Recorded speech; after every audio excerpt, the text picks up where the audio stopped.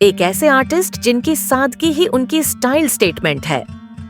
वो supporting actor जिन्हें hero के दोस्तों के रोल में टाइप कास्ट कर दिया गया, लेकिन जब मौका मिला तो इन्होंने हीरो से ज्यादा लाइमलाइट बटोरी। लेकिन क्या वजह रही कि एक पावरफुल पॉलिटिकल फैमिली में पैदा होने के बावजूद अपने पिता की विरासत को संभालने की जगह इन्हें बॉलीवुड का रुख करना पड़ा? क्यों सक्सेस थाली में परोस कर देने के बावजूद भी ये बॉलीवुड में सुपरस्टार नहीं बन सके और इन पर फ्लॉप हीरो का टैग लग गया? क्या सच में जेनेलिया के साथ इनकी perfect love story fairy tale थी या एक सोचा समझा पीआर स्टंट? दोस्तों, आज हम बात कर रहे हैं रितेश देशमुख की, जिन्हें लोग एक अंडरएस्टिमेटेड जीनियस कहते हैं, जिसे बॉलीवुड शायद कभी समझ ही नहीं सका। कुछ लोगों का मानना है कि अश्लील और फूहड़ कॉमेडी करके रितेश ने अपना बॉलीवुड करियर खुद खत्म कर लिया और मजबूरी में इन्हें मराठी सिनेमा का रुख करना पड़ा। स्वागत है आपका बॉलीवुड के चर्चे के इस एपिसोड में। इस कॉम्प्लिकेटेड कहानी की शुरुआत रितेश के बचपन से करते हैं। रितेश देशमुख का जन्म महाराष्ट्र के लातूर में 17 दिसंबर 1978 को हुआ। इनकी मां का नाम वैशाली देशमुख है, जो कि एक होम मेकर हैं, तो वहीं इनके पिता विलासराव देशमुख जी महाराष्ट्र के 2 बार चीफ मिनिस्टर रहे और सेंटर में कैबिनेट मिनिस्टर भी रहे। इंडियन पॉलिटिक्स में उनकी पकड़ काफी स्ट्रांग मानी जाती थी। सिर्फ इनके पिताजी नहीं, इनके बड़े भाई अमित देशमुख लातूर सिटी से एमएलए रहे हैं और छोटे भाई धीरज देशमुख लातूर रूरल के MLA sister in law Aditi Deshmukh actress हैं और दीपशिख देशमुख फिल्म प्रोड्यूसर। ऐसे में यह कहना कि रितेश को प्रिविलेज नहीं मिला बिल्कुल गलत होगा। और जब आपके पिता स्टेट के सबसे पावरफुल इंसान हो तो बॉलीवुड के दरवाजे आपके लिए सिर्फ खुलते ही नहीं, बल्कि रेड कारपेट से आपका स्वागत करते हैं। ये है नेपोटिज्म का वह गोल्डन टिकट, जिसके लिए स्टार किड्स को अक्सर ट्रोल किया जाता है। रितेश को भी यह टिकट मिला, लेकिन हर सिक्के के 2 पहलू होते हैं। इनका सरनेम इनके लिए एक कवच जरूर था, लेकिन साथ ही एक गोल्डन केज भी, एक सोने का पिंजरा, जिससे निकलकर अपनी पहचान बनाना इनके करियर का सबसे बड़ा चैलेंज साबित हुआ। यहाँ कहानी में एक ट्विस्ट था। पॉलिटिक्स और फिल्म से दूर रितेश की अपनी एक अलग दुनिया थी, एक ऐसी दुनिया जिसके बारे में बहुत कम ही लोग जानते हैं। दरअसल रितेश एक हाईली क्वालिफाइड वास्तुकार यानी आर्किटेक्ट है। इन्होंने मुंबई के प्रेस्टिजियस इंस्टीट्यूट फॉर आर्किटेक्चर से पढ़ाई की।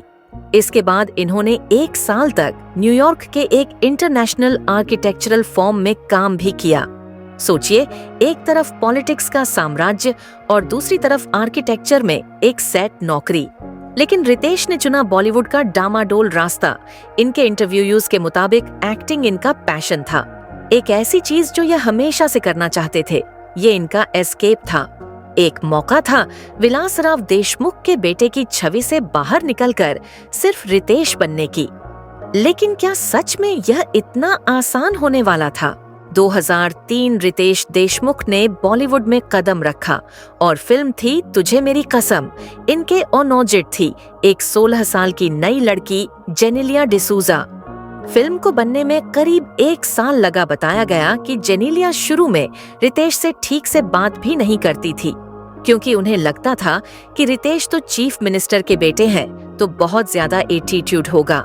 डिंग जॉन फिल्म रिलीज हुई और एवरेज साबित हुई, लेकिन टीवी पर यह फिल्म एक कल्ट क्लासिक बन गई। इस फिल्म में रितेश को लोगों ने चॉकलेट हीरो अवतार में देखा, पर पूरी तरह से स्वीकार नहीं किया। इनकी अगली कुछ फिल्में जैसे आउट ऑफ कंट्रोल बर्दाश्त और नाच भी सोलो हीरो के तौर पर इन्हें इस्टेब्लिश नहीं कर सकी। ऑडियंस कंफ्यूज थी। ये किड ना तो एक्शन हीरो लग रहा था और ना ही इंटेंस रोमांटिक हीरो।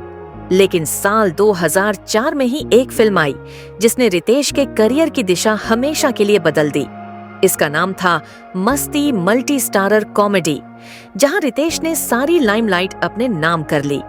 इनकी कॉमिक टाइमिंग और डायलॉग डिलीवरी लोगों को खूब पसंद आई। सडनली बॉलीवुड को रितेश के लिए एक परफेक्ट रोल मिल गया था और फिर तो जैसे लाइन लग गई। मस्ती के बाद इन्होंने क्या कूल है हम और अपना सपना मनी मनी जैसे एडल्ट कॉमेडी से खूब धूम मचाई। इसके अलावा मालामाल धमाल सीरीज, हे बेबी और फिर हाउसफुल फ्रेंचाइज के हिट फिल्मों से ये कॉमेडी के अनडिस्प्यूटेड स्टार बन गए। रितेश देशमुख बॉलीवुड कॉमेडी के मिस्टर रिलायबल बन चुके थे। इनकी सक्सेस का फार्मूला सिंपल था, इनमें ईगो नहीं था। ये अक्षय कुमार और संजय दत्त जैसे बड़े स्टार्स के साथ स्क्रीन शेयर करने में कंफर्टेबल थे और अक्सर उनसे बेटर कॉमिक परफॉर्मेंस देकर जाते थे। लेकिन इस सक्सेस की एक कीमत थी, इन्हें ऐसी फुअर कॉमेडीज में टाइप कास्ट कर दिया गया जहां एक्टिंग का स्कोप ना के बराबर था। पब्लिक इन्हें देखकर हंसती तो थी, इनकी फिल्में 100 करोड़ क्लब में शामिल भी हो रही थीं, लेकिन क्रिटिक्स इन्हें हमेशा एक सीरियस एक्टर के तौर पर देखना बंद कर चुके थे और यह हीरो के दोस्त बनकर रह गए। इसी दौरान साल 2012 में जेनेलिया के साथ इनकी फिल्म तेरे नाल लव हो गया के गाने हिट रहे। फिर आया साल 2014, एक ऐसा साल जिसने रितेश देशमुख के करियर को 180 डिग्री का टर्न दे दिया। मोहित सूरी ने बहुत बड़ा गैम्बल खेला। उन्होंने बॉलीवुड के सबसे नाइस गाय को एक साइको किलर का रोल ऑफर कर दिया। ये फिल्म थी एक विलन। जब ट्रेलर आया तो लोग रितेश को देखकर शॉक में थे, क्योंकि ये वो रितेश तो नहीं लग रहा था जिसे वह जानते थे। राकेश महादकर के कैरेक्टर, एक आम आदमी जो फ्रस्ट्रेशन में एक दरिंदा बन जाता है, और रितेश ने उस कैरेक्टर को सिल्वर स्क्रीन पर जीवंत कर दिया। इस फिल्म में सिद्धार्थ मल्होत्रा मेन हीरो के रोल में थे, जिसे रितेश ने कंप्लीटली ओवरशैडो कर दिया। पहली बार रितेश को अपनी एक्टिंग के लिए अवार्ड्स मिले, और वो भी कॉमिक जॉनर के ठीक ओनोजिट कैटेगरी में। लेकिन साल 2014 का जादू यहीं खत्म नहीं हुआ। उसी साल रितेश ने एक और मास्टर स्ट्रोक खेला। इन्होंने मराठी सिनेमा में डेब्यू किया और फिल्म थी लय भारी। यह फिल्म मराठी बॉक्स ऑफिस पर एक सुनामी की तरह आई और बॉक्स ऑफिस कलेक्शन के बहुत सारे रिकॉर्ड तोड़ दिए। रितेश देशमुख, जो बॉलीवुड में साइड हीरो थे, वो मराठी सिनेमा के मास सुपरस्टार बन गए। एक विलन से क्लास को जीता और लय भारी से मास को एक ही साल में रितेश ने क्रिटिक्स और ऑडियंस दोनों को यह साबित करके दिखाया कि इनके अंदर का एक्टर सिर्फ जिंदा ही नहीं बल्कि पावरफुल भी है बहुत पर। हालांकि सक्सेस की इस मिठास के साथ इनके करियर में फेलियर्स की कड़वाहटें भी कदम से कदम मिलाकर चल रही थी। एक तरफ रितेश एक विलन जैसी फिल्में कर रहे थे, तो दूसरी तरफ ये हम शक्लक्स जैसी क्रिंज कॉमेडी का भी हिस्सा थे, जिसे क्रिटिक्स ने मेंटल टॉर्चर करार दे दिया। इसके बाद जाने कहां से आई है अलादीन और रण में इनका सीरियस रोल देखने को मिला, और ग्रेट ग्रैंड मस्ती बॉक्स ऑफिस पर बुरी तरह पिट गई, और बागी 3 में इनके रोल को काफी पसंद किया गया। दोस्तों, एक वक्त था जब रितेश पर फ्लॉप मशीन का टैग लगने लगा था और इनकी स्क्रिप्ट चॉइस पर सवाल उठने लगे थे। ऐसा लग रहा था कि ये पैसों के लिए या फिर दोस्ती में कई ऐसी फिल्में साइन कर रहे हैं जिससे इनकी क्रेडिबिलिटी कम होती जा रही है। यह इनके करियर का वो कंफ्यूजिंग फेज था जहां ये एक कदम आगे बढ़ाते थे तो 2 कदम पीछे आ जाते थे। लेकिन इन सब प्रोफेशनल अप्स एंड डाउन्स के बीच इनकी पर्सनल लाइफ बिल्कुल स्टेडी चल रही थी। एक ऐसी इंडस्ट्री जहां हर हफ्ते ब्रेकअप और स्कैंडल्स की खबरें आम होती हैं, वहां रितेश और जेनेलिया की लव स्टोरी एक मिसाल बनती चली गई। इनकी कहानी शुरू हुई साल 2003 में, यानी तुझे मेरी कसम के सेट पर एक सीएम का बेटा और एक सिंपल बबली सी लड़की बात आगे बढ़ी और प्यार में बदल गई, जिसके बाद दोनों ने लगभग 9 साल तक एक दूसरे को डेट किया, वह भी मीडिया की नजरों से बचाकर। शादी में दिक्कतें आई। रितेश के पिताजी पहले नहीं मान रहे थे, लेकिन बाद में सब कुछ मैनेज हो गया और साल 2012 में इन दोनों की शादी हो गई। दोनों ने एक दूसरे को हमेशा सपोर्ट किया। जेनेलिया ने अपने करियर के पीक पर एक्टिंग छोड़कर फैमिली को प्रायोरिटी दी, और सालों बाद जब जेनेलिया ने कमबैक करना चाहा तो रितेश ने उनके लिए फिल्म वेद डायरेक्ट की और जेनेलिया ने अपने करियर का सबसे बड़ा हिट दिया। इस तरह रितेश और जेनेलिया ने सिर्फ रियल लाइफ में ही नहीं बल्कि रियल लाइफ में भी एक परफेक्ट कपल की मिसाल पेश की। आज सोशल मीडिया पर यह कपल गोल्स का सिंबल है। इनके फनी रील्स, इनके फैमिली पिक्चर्स, इनका पब्लिक डिस्प्ले ऑफ अफेक्शन, सब कुछ बहुत ज्यादा जेन्युइन और रिलेटेबल लगता है। इन्होंने एक ऐसी इमेज बनाई है जो क्लीन है, वार्म है और पब्लिक को बहुत पसंद आती है। रितेश की इमेज हमेशा से नॉन कंट्रोवर्शियल रही है। यह झगड़ों से दूर रहते हैं, लेकिन किसी भी एक्टर की लाइफ में कंट्रोवर्सी ना हो ऐसा तो ऑलमोस्ट इम्पॉसिबल है। सो रितेश भी इससे छूते नहीं रहे। हिंदुस्तान टाइम्स की एक रिपोर्ट के मुताबिक भाजपा नेता अतुल हाथ खलकर ने आरोप लगाया कि रितेश और जेनेलिया की कंपनी देश एग्रो प्राइवेट लिमिटेड को लातूर एमआईडीसी में गैर कानूनी तरीके से जमीन आवंटित की गई थी। आरोपों के मुताबिक यह कंपनी जमीन आवंटन से कुछ हफ्ते पहले ही बनाई गई थी और उसे नियमों को ताक पर रखकर जमीन दे दी गई। इतना ही नहीं, कुछ दिनों के भीतर ही लातूर जिला केंद्रीय सहकारी बैंक से इस कंपनी को 116 करोड़ का कर्ज भी दे दिया गया और देखते ही देखते इस पूरे मामले में बहुत बड़ा पॉलिटिकल कंट्रोवर्सी क्रिएट कर दिया।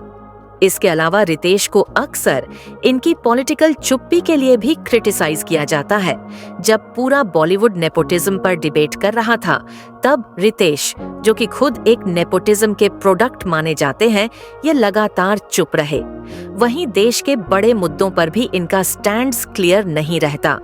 इनके क्रिटिक्स कहते हैं कि यह इनकी सोची समझी स्ट्रेटजी है। To play safe after O'Neill controversy से बचने का सबसे आसान तरीका तो यही है। अब आते हैं लोगों के सवाल पर, वो मास्टर स्ट्रोक जिसने रितेश की लेगेसी को स्थापित कर दिया। जब बॉलीवुड इन्हें कॉमेडी रोल्स में टाइप कास्ट करके भूल रहा था, तब रितेश ने अपना रुख अपनी रूट्स, अपनी मराठी जमीन की तरफ मोड़ा। जेनेलिया के साथ मिलकर साल 2013 में रितेश ने अपना खुद का production house Mumbai film company start किया, जिसका पहला प्रोजेक्ट था बालक पालक। यह मराठी फिल्म काफी सफल रही और इसे कई अवार्ड्स भी मिले। अगले साल यानी 2014 में इन्होंने येलो नाम की एक और मराठी फिल्म बनाई, जो क्रिटिकली भी काफी सक्सेसफुल रही और इस फिल्म के लिए रितेश को नेशनल फिल्म अवार्ड में स्पेशल जरी अवार्ड भी मिला। इसके बाद साल 2017 में इन्होंने एक और मराठी फिल्म प्रोड्यूस की, जो कि लोगों को काफी पसंद आई। फिर लय भारी से इन्होंने एक्टिंग में तूफान मचाया, फिर मौली से उस इमेज को आगे बढ़ाया और फिर साल 2022 में इन्होंने डायरेक्टर की टोपी भी पहन ली। फिल्म थी वेद, एक मराठी फिल्म जिसमें इनके साथ जेनेलिया ने 10 साल बाद कमबैक किया था। यह फिल्म एक इमोशनल रोलर कोस्टर थी और इसने बॉक्स ऑफिस पर आग लगा दी और all time highest grossing Marathi film में से एक बन गई। एक डायरेक्टर के तौर पर रितेश ने साबित किया कि इनमें स्टोरी टेलिंग की गहरी समझ है। न एक brilliant business and creative decision जरूर साबित हुई। यहाँ रितेश को वो क्रिएटिव फ्रीडम मिला जो इन्हें बॉलीवुड में शायद कभी नहीं मिलता। यहाँ यह सिर्फ एक्टर नहीं, बल्कि एक क्रिएटर, एक विजनरी और एक मराठी सिनेमा के किंग बन चुके थे। साल 2025 में रितेश देशमुख कहाँ खड़े हैं? यह एक मल्टीफेसेटेड पर्सनालिटी है। एक एक्टर और प्रोड्यूसर होने के अलावा ये एक फैंटास्टिक होस्ट भी हैं, जिन्होंने आईफा और जी सिने अवार्ड्स जैसे बड़े शोज को अपने विट और चार्म से यादगार बना दिया। टोस्ट टायर, बिल्कुल, रेड 2 और हाउसफुल 5 जैसी फिल्मों के जरिए ये बॉलीवुड की अपनी सेकंड इनिंग में सक्सेस की नई गाथा लिख रहे हैं। तो वहीं राजा शिवाजी जैसी अपकमिंग मराठी फिल्मों से ये मराठी बॉक्स ऑफिस पर अपना दबदबा बरकरार रखने की प्लानिंग भी कर चुके हैं। फिल्मों के अलावा रितेश ने जेनेलिया के साथ मिलकर इमेजिन मीट्स नाम से एक प्लांट बेस्ड मीट कंपनी शुरू की है, जो सस्टेनेबिलिटी की तरफ एक बड़ा कदम है। साल 2016 में लातूर के सूखे से जूझ रहे लोगों के लिए रितेश ने 25 लाख रुपए का डोनेशन भी दिया था। वहीं साल 2019 में महाराष्ट्र में आए बाढ़ के दौरान भी इन्होंने जेनेलिया के साथ मिलकर 25 लाख रुपए फिर से डोनेट किए थे। दोनों ने अपने ऑर्गन्स डोनेट करने का संकल्प भी लिया है और साल 2024 में पेटा ने रितेश को मोस्ट ब्यूटीफुल वेजिटेरियन मैन का टाइटल भी दिया, जो कि समाज के लिए एक प्रेरणा है। पब्लिक सोर्सेस के मुताबिक इनकी नेटवर्थ आज 17 मिलियन यानी लगभग 140 करोड़ से भी ज्यादा है और ये इंडियन नेशनल कांग्रेस पार्टी के सदस्य भी हैं। देशमुख की कहानी परसेप्शन और रियलिटी की लड़ाई है। यह इस बात का सबसे बड़ा सबूत है कि जरूरी नहीं कि आप हमेशा मैन हीरो हैं, लेकिन फिर भी अगर आप में समझ है और जीत का जज्बा है तो आप सक्सेस को अपने टर्म्स पर रिडिफाइन कर सकते हैं। रितेश कोई जोक नहीं है, ये एक ऐसे जीनियस हैं जिसे समझने में हमें थोड़ा वक्त लग गया। तो दोस्तों, आपको क्या लगता है, क्या रितेश देशमुख बॉलीवुड के सबसे अंडररेटेड एक्टर्स में से एक हैं? इनका कौन सा रोल आपका फेवरेट है? हमें कमेंट्स में जरूर बताएं।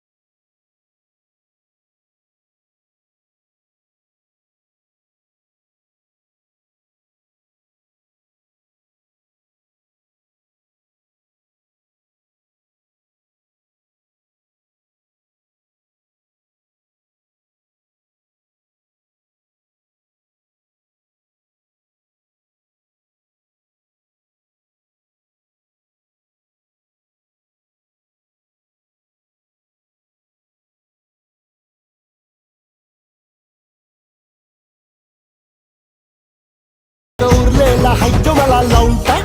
आता कशाचा राग हात रंगाचा